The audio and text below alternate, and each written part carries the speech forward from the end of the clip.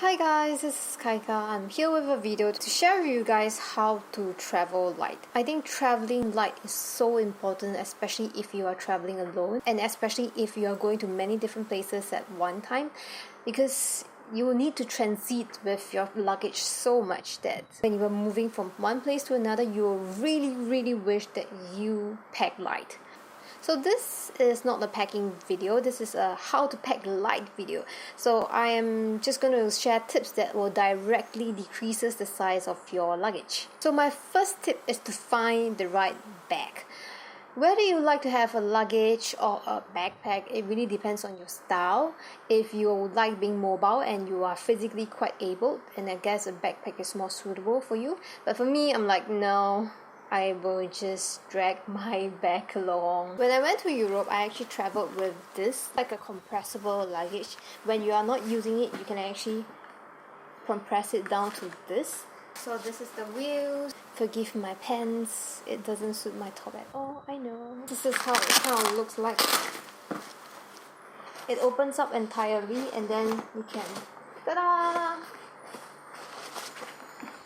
It has two straps inside that allows you to like hold your stuff in place. Wire mesh is something I bought myself from Daiso just to help me like press all the clothes that I want further down, you know, just to help compress the stuff. There is also like this mesh bag on either sides of it. It's a very big like sleeve or zip area here and has a handle.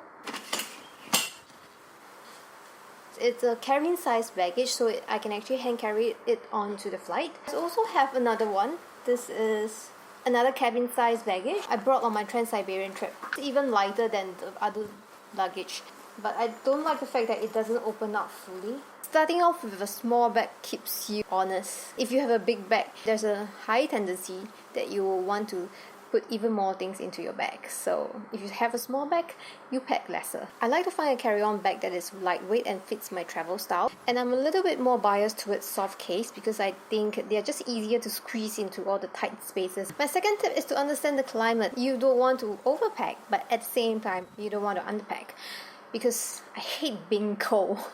If you're going to places that have drastically different temperature, make sure you bring clothes that allows you to layer and then tide through the cold periods. Of course, you can plan to buy new clothes at your destination. I'm not saying that's not a possible thing to do, but personally, I firstly want to save money, and secondly, I don't like to settle for something I don't like. So I don't want to be put in a position where I don't like that jacket at all, but I have to buy it because it's too cold when I have a very beautiful jacket at home. So I like to plan what I need to wear and bring them in advance. The tip is to minimize your clothing, choose light clothes, and plan your coordinates. If you're traveling for 1 month, you do not have to bring 1 month worth of clothing.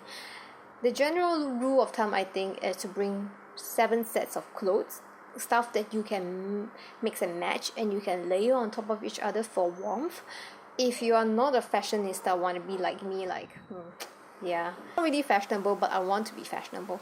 And you know, on my holidays, I want to be wearing the same clothes every day, so I bring 7 sets of clothes. I generally bring clothes that are lightweight, doesn't wrinkle, doesn't need ironing, and go with the rest of my wardrobe.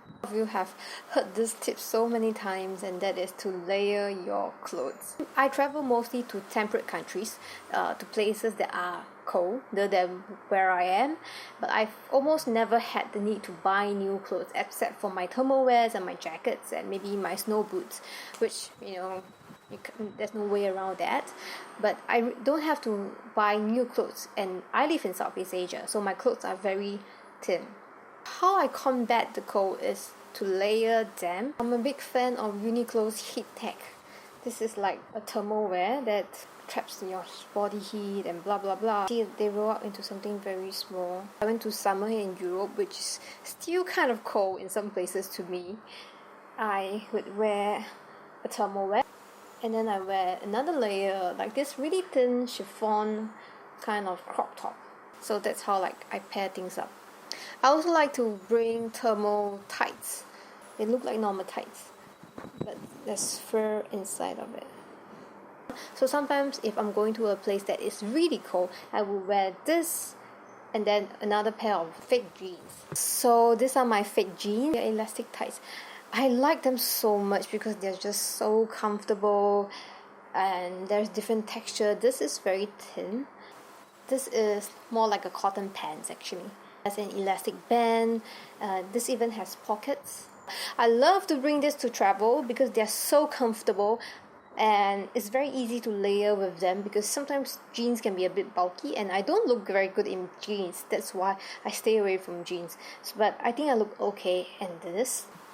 Some small things that I think makes a big difference is things like leg warmers. This is a pair of leg warmers I got in Mongolia. Cashmere, I think. Cashmere with some maybe camel fur or yak fur. Or, I don't know what it's entirely made of, but it's so warm. I love it. Warm socks really keeps your feet warm. And because the cold air comes from the bottom, it's very important for you to make sure your feet are warm. And a pair of gloves. I recently gave up on bringing scarf, but instead I bring neck warmers like this. So, oh my god, my hair! I bought this for $2 from Daiso. I like neck warmers a lot more than scarf these days because for one thing, I have very small shoulders. So when I put a thick scarf or a long scarf and I wrap it all around my neck, what happens is the scarf just tends to, just comes down. Or sometimes I feel like the scarf doesn't cover every spot, and then I can still feel the cold air coming in. So I prefer neck warmers, and for one thing, they are a lot smaller. They take up lesser space. I found this hoodie, hoodie neck warmer from Japan. And it's made of I think fleece. It's super warm and I super love it. It's just a bit embarrassing to wear because you need to do this. My hair. And you see, it just keeps my neck, the entire parts of my neck, very warm. And it doesn't take up as much space as a thick scarf would in my bag. It's very embarrassing to take this off though. Every time I take it off in front of someone, they will laugh at me. Don't laugh at me. Don't. I'm making this video for you guys. I also like to bring an ultralight down. I don't always bring it. It depends on where I'm going. If I'm going to a very cold place, then I think I would skip this and bring a bigger jacket and just one jacket. When I was in Europe for summer, I actually brought Uniqlo's ultralight down. I like it because it's so lightweight and keeps you very warm, and because everything just fits into this little bag, it's so easy to just dump it in your day bag and wear it only when you need it, because summer in Europe can fluctuate. The morning and the night can be really cold, but when you're hiking in the afternoon, it's so hot. So this is an ultralight down. I bought it from China. The quality isn't superb, but you get what you pay for. So this is another jacket that I have. This is more like a trench coat. I like this a lot because it looks very cute. It's actually not very thick, that's the problem. So I added a layer of fur. I found that anything that has fur, even if it's synthetic fur, can really trap the heat a lot. It's really not very thick. So I needed to add another layer of fur. I added buttons so that if I ever wanted to take the fur out, I can actually do that. If it's any help to you guys, I also like to draw out the clothes that I will be bringing, just to give myself a visual representation of what I have and figure out for myself how I'm gonna mix and match everything. It's a bit extreme, I know, I'm a little bit crazy, but I think it just really helps me to not overpack. 2.4 is to minimize your jewelries and accessories. If I'm going to a very cold place, I just don't bring any accessories at all. Maybe I'll bring one or two statement piece of necklace, long necklace, and that's pretty much it. Because if I'm going to a very cold place, likely I'll be bundled up in my jacket the whole day and nobody can see what I'm wearing underneath anyway. But if you want to bring some jewelry, bring the lightweight ones and minimize them to 3 or 4 and find jewelry that are easy to mix and match. Point number 5, toiletries and skincare. Make them travel friendly. This is what I brought, well, roughly what I brought for 6 to 7 weeks. This is my skincare products. As you can tell, they are very small. I'm a big fan of repacking or rebottling my skincare and toiletries. So I always like to keep the bottles that I get from sample toiletries or sample skincare, clean them, and then I rebottle my favorite moisturizer, toners, serums into the smaller bottles. You can also keep the sample products itself for the travel, but usually I bring stuff that I have tried before just in case that I'm allergic to any of them. So this is my skincare product. I bring a bottle of like toner. This is around 30 ml. I can use this for like 2 months, I think. A gel moisturizer. This is 20 ml. More moisturizer because I have very dry skin.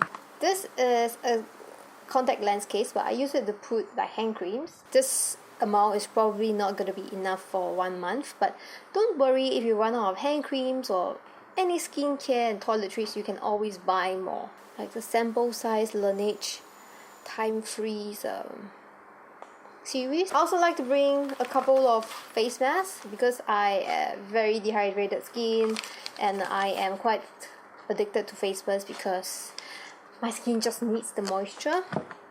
And most of the time I also bring sachets of like extra skincare products that I think I would need just in case I run out of the stuff that I brought. Then some eye drops, lip balm, a small squeeze bottle of like olive oil and coconut oil. This is like a really awesome multi-purpose product. You can use it for your hair, you can use it for your face. Like I lost my conditioner when I was in Russia. I ended up using the olive oil as a conditioner for the rest of the trip. And when I was in Japan during the winter, my skin was reacting so badly to the dry temperature, and all my usual creams and lotions and stuff, they just don't work anymore. So I ended up using this concoction for my face and it works. It's a little bit too oily for me to use it in Singapore now, but this is like an emergency product, so I always bring one. There's like multiple use for it. Sunscreen. This is a little bit too small for 1 month, but I'm a big fan of Daiso and I especially love using their sauce bottles. This one is a 6 milliliter bottle. It's really small, and as you can see, it's made of plastic. It's a pretty resistant plastic. I like to put my skincare product inside of it. Like, they have multiple sizes, and they even have a big one. This is just the perfect size for travels that are 10 days and below. So this is my toiletries. I like to put them in this small little Ziploc bag. Facial cleansing sponge. I like to use it because I think it just cleans so much better than my hands. A small little soap. The size will differ depending on how long I'm traveling. I've just put it in a plastic bag like this, and so far it has never leaked on me before. Even if it does leak on me, I think it's fine because this is a Ziploc bag. Everything here is, I don't care if any of my toiletries gets wet because it's going to get wet anyway.